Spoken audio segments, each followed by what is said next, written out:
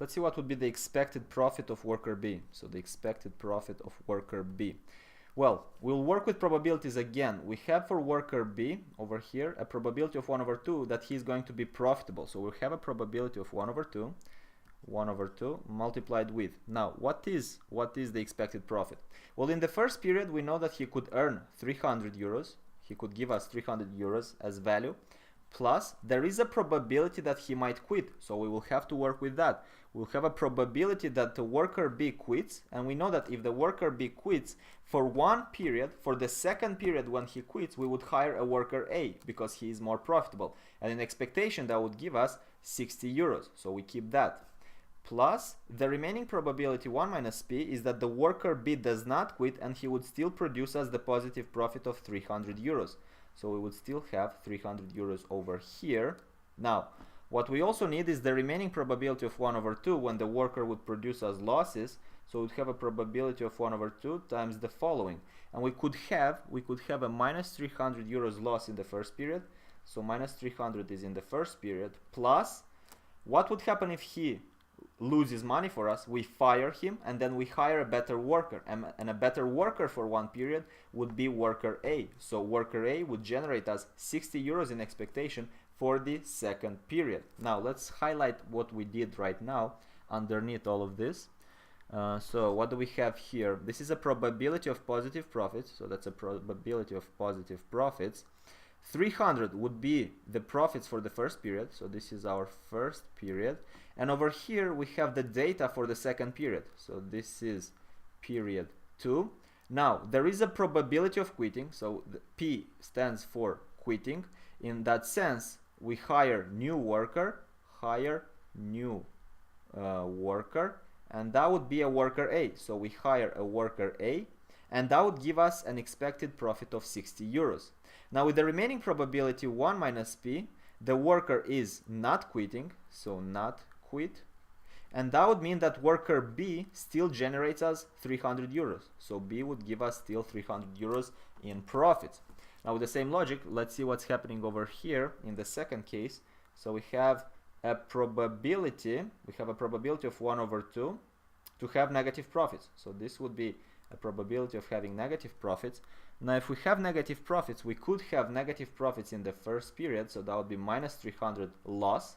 So we have here minus 300 loss in period 1. And if we have a loss in period 1, then we fire worker B. We fire the B, and we know that we can hire a new worker, which would be a worker A because he's more profitable, and that worker A would give us in expectation 60 euros profit per period, and that would be the expected profit in the second period. So 60 in period 2. So loss in period 1, but then positive in period 2. Now with all this in mind, let's just solve the math over here. So let's just solve the math over here. We'll start multiplying term by term, so we would have the following. We would have 1 over 2 times 300, which is equal to 150, and then 1 over 2 times 60, that's 30, so plus 30 multiplied with the probability P, plus 1 over 2 times 300 again, that's 150 multiplied with the remaining probability, which is 1 minus P. So that is 1 minus P over here, 1 minus P. Now what we have on the other side, on the second term, 1 over 2 times minus 300 is going to be minus 150, and then 1 over 2 times 60 will be just plus 30. So let's work out the math over here to see what we get. We would have the following: 150 minus 150 cancels out, so this goes away, and then we are left with positive 30. So 30, and then plus 30p, so we have this term left, plus 30p, and plus 150 times 1 minus p, so we would have plus 150 times 1 minus p. Let's open the brackets here to work out the math even more. So we would have 150, and here we have 150 minus p, so we would get 30 plus 30p plus 150 minus 150p. So let's get the numbers together. 30 plus 150, that's 180.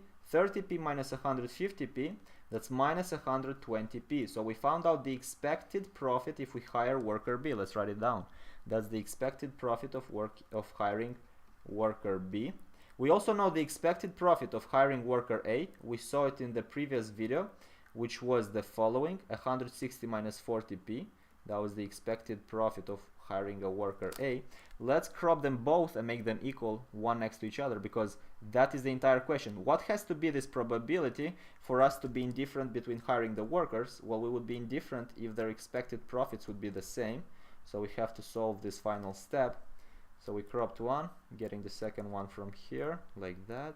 Hop, crop, copy, paste it here. Yes, make it equal.